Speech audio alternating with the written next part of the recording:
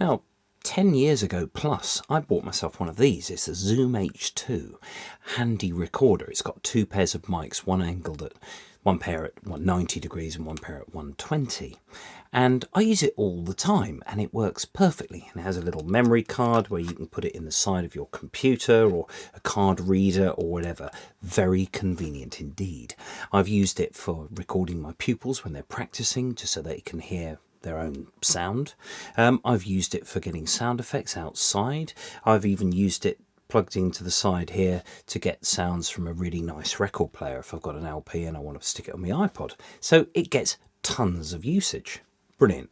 Now, that was 12 years ago or so. I've just bought one of these. This is the Zoom iQ6, which is a stereo microphone that plugs straight into your iOS device. Now, these have been around a few years now, 4 years or so, and they're still making them, so there's obviously something right with it.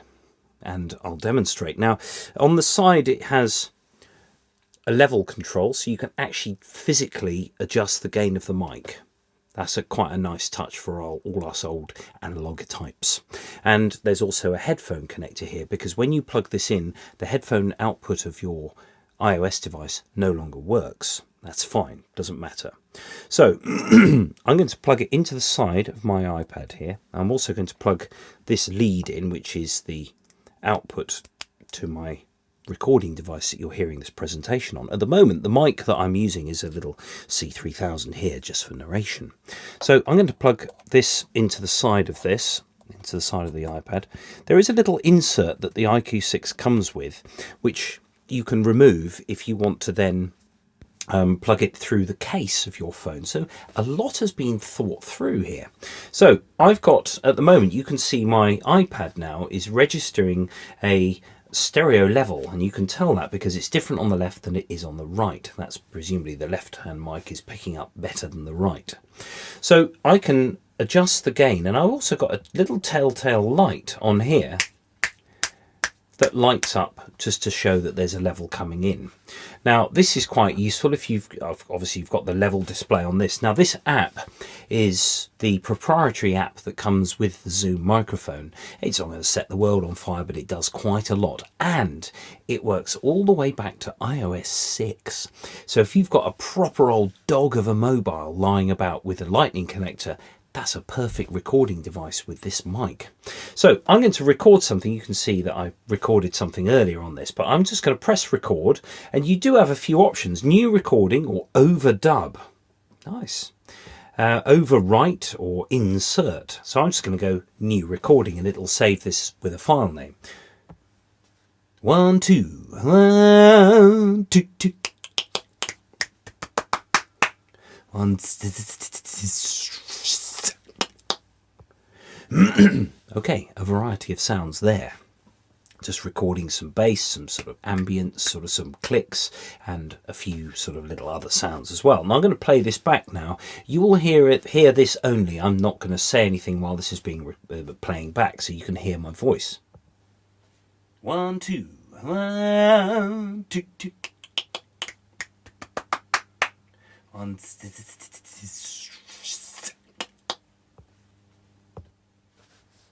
That's pretty good, really. I'm probably 15 inches away from those mics at the moment. So the level control on the side really does allow you to capture very loud noises, something that the internal mic of the iOS device can't actually do very well at all. But that's okay. That's okay.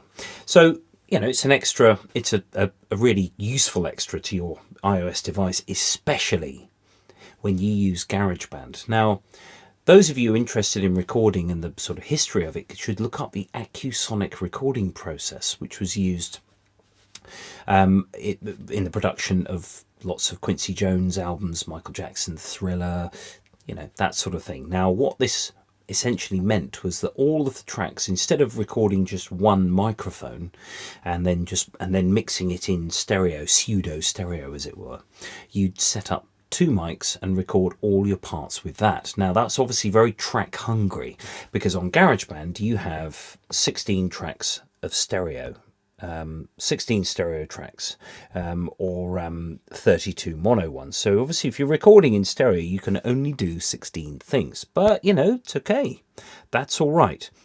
Now when you record in GarageBand, I've got a piano sound here, I'm not really sure what that is, but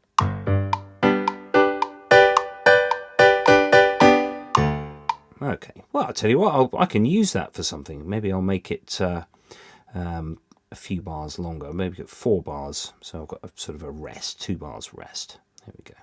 I'll just cut that off like that. So I'm going to add an audio track. Now usually on GarageBand you would use the internal mic, so you'd see 1 level meter come up. So if I go to voice, audio device connected, turn on monitoring, there we go. You can hear a slight delay now if I turn the output up. Now I'm going to, because I'm using a narration mic, I'm going to switch the monitor off. There we go. Now at the moment it's receiving on channel 1. You can decide this input 2 or stereo. Now you can see 2 level meters and you can see the left hand side is higher than the right hand side. So we are now using this as a stereo recording device on GarageBand. That's pretty good. I'm just going to go into fun and clean because that is the setting that it doesn't apply any effects on at all. So I'm going to record something along with that piano. Now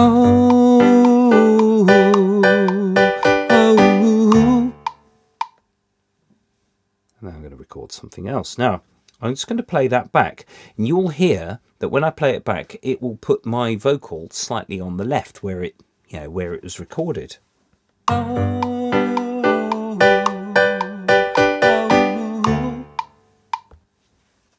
Great. Okay. Seems to be slightly on the right. I think I might have my inputs the wrong way around on the recorder. But I'm going to record another channel.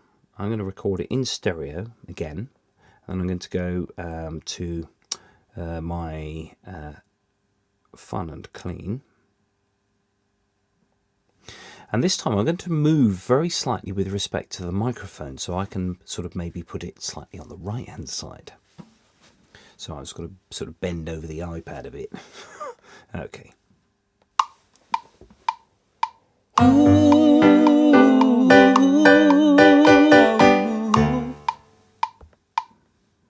Should have worked out my backing vocals beforehand. Now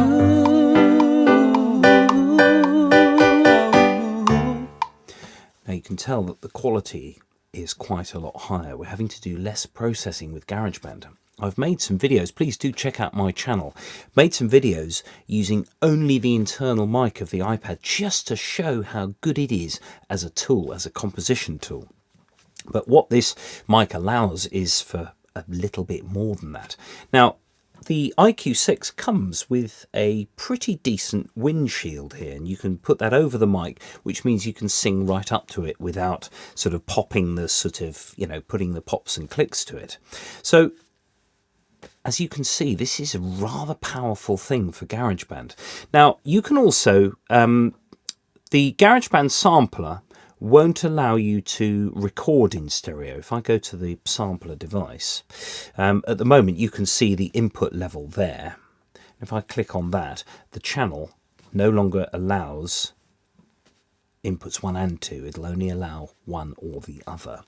That's not such a problem though, because you can import your settings.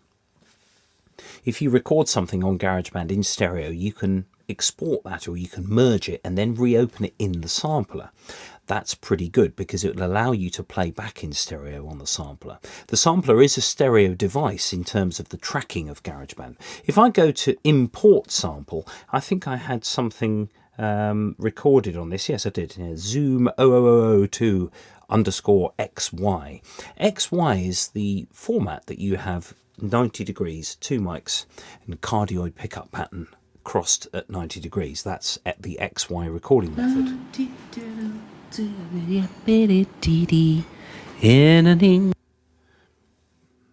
So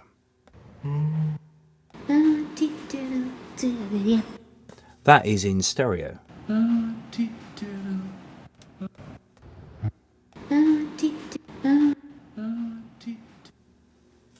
So you can import your samples that way. That really makes this pretty powerful. When you go outside with this, with the windshield on, you can get some pretty decent sound effects, and they will, of course, be in stereo. Now, with the mic, at the moment, they are orientated at 90 degrees, but you can twist each mic, and there's a tiny little mark on the side that says 90 and a little line, so you can tell that you've got them at 90 degrees. But I could turn them both to 120 instead.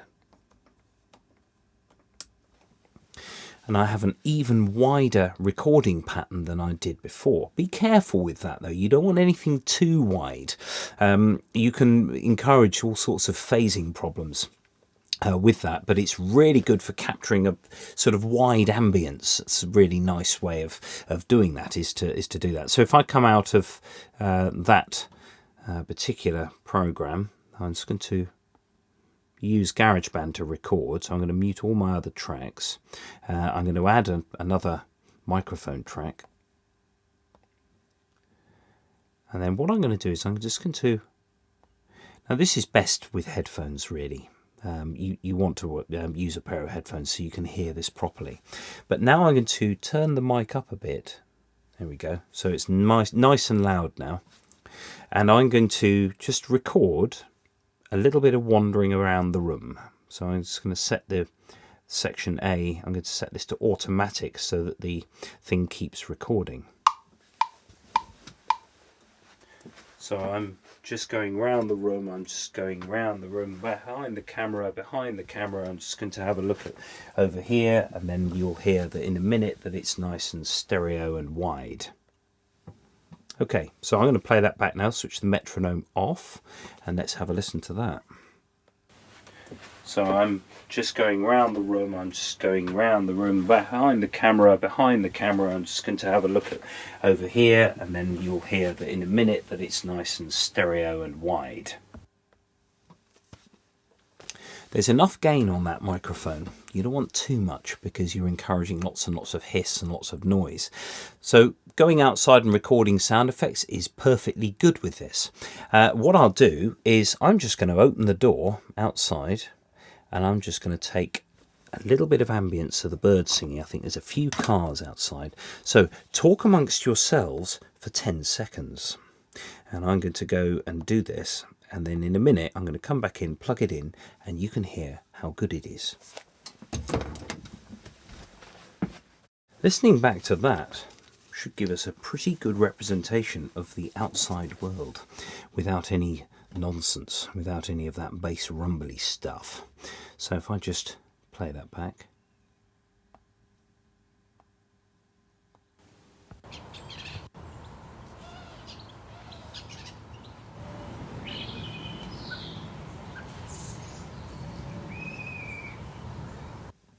Imagine that, loading that into your sampler and putting effects all over it. If I do that, if I stick a couple of, like a reverb effect or something, maybe take the treble down slightly, compress it up a bit so that it really does lift what's happening outside.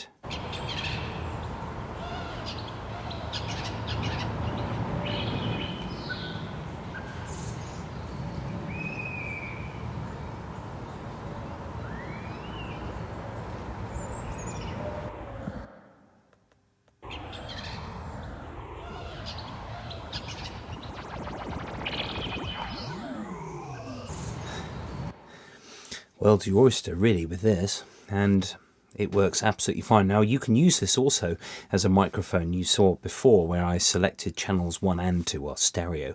You can use one of the mics on this, which means that it turns into just a single mic if you want all of your 32 tracks. So anything is possible with this. So there we go, there's the Zoom iQ6 and with GarageBand.